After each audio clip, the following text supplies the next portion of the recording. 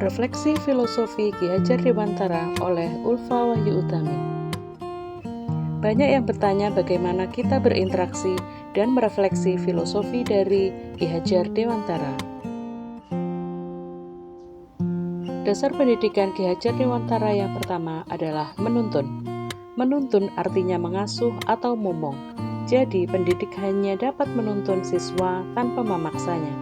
Tujuan pendidikan itu yaitu menuntun segala kodrat pada anak untuk dapat mencapai keselamatan dan kebahagiaan setinggi-tingginya.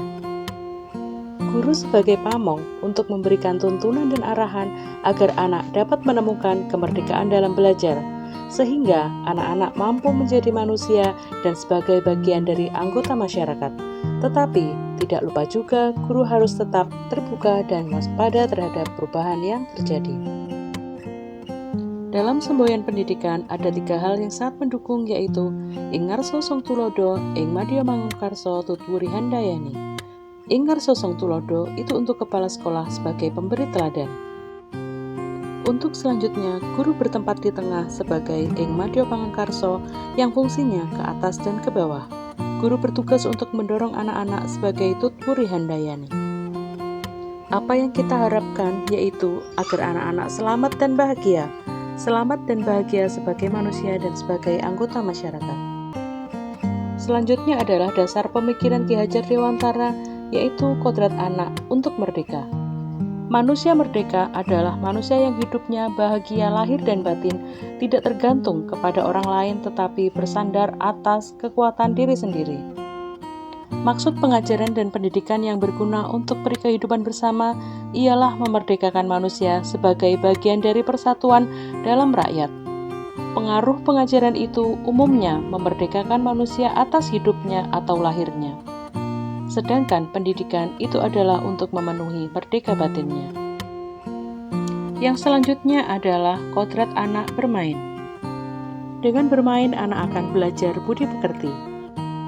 Dengan bermain congklak, maka akan melatih anak-anak untuk melatih kejujuran dan mengasah kemampuan berhitungnya. Dan dengan bermain gobak sodor akan melatih kekompakan kepada anak. Yang ketiga adalah pendidikan yang berpihak kepada anak. Apakah pendidikan yang berpihak kepada anak? Yaitu bebas dari segala ikatan hati, dengan hati yang suci mendekati anak, bukan untuk meminta hak, melainkan untuk berhamba kepada anak. Pokok pendidikan harus terletak dalam pangkuan kedua orang tua, yaitu ayah dan ibu. Karena hanya 2 orang inilah yang dapat berhamba kepada anak dengan semurni-murninya dan seikhlas-ikhlasnya. Sebab kasih sayang dan cintanya kepada anak itu adalah tak terbatas. Pendidikan yang berpihak kepada anak ini tercetus dari suatu penyesalan yang pernah dialami oleh Ki Hajar Dewantara ketika Asti anaknya yang menangis. Padahal saat itu banyak pekerjaan beliau yang belum terselesaikan. Akhirnya, Asti dengan serta-merta dibawa keluar dari rumah, dan dia menangis di balik hempasan pintu rumah. Kebetulan saat itu sedang terjadi hujan badai, karena Ki Hajar Dewantara diasingkan di negeri Belanda. Tubuh Asti menggigil dan berwarna biru. Ki Hajar Dewantara menyesal. Kemudian mengatakan kepada Asti, "Kowe bakal tak mulyake." Di sini jelas bahwa kasih sayang orang tua adalah ikhlas dan sepanjang masa. Orang tua adalah guru, penuntun, pengajar, juga pendidik bagi anak. Dasar pemikiran Ki Hajar Dewantara selanjutnya adalah anak bukan tabula rasa. Anak bukanlah kertas kosong yang bisa digambar oleh keinginan orang dewasa, tetapi anak lahir dengan kodrat yang masih samar-samar. Tujuan pendidikan adalah menuntun dan memfasilitasi anak agar dapat menebalkan garis samar-samar tersebut, agar dapat memperbaiki lakunya untuk menjadi manusia yang seutuhnya. Dengan contoh, misalkan anak diutus untuk menjaga kebersihan kelas. Jadi meskipun anak di rumah tidak diajarkan untuk bersih-bersih, maka anak akan terbiasa membawa kebiasaan yang baik dari sekolah untuk dilakukan bersih-bersih di rumah. Yang kedua contohnya adalah anak dituntun untuk berkata baik dan sopan.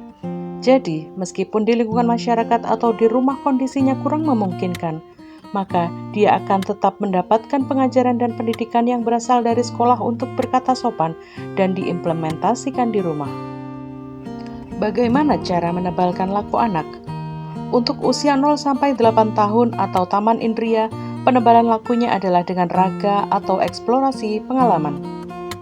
Untuk usia kelas 1 sampai kelas 3, pengenalannya melalui riset atau proyek dengan video berdurasi pendek.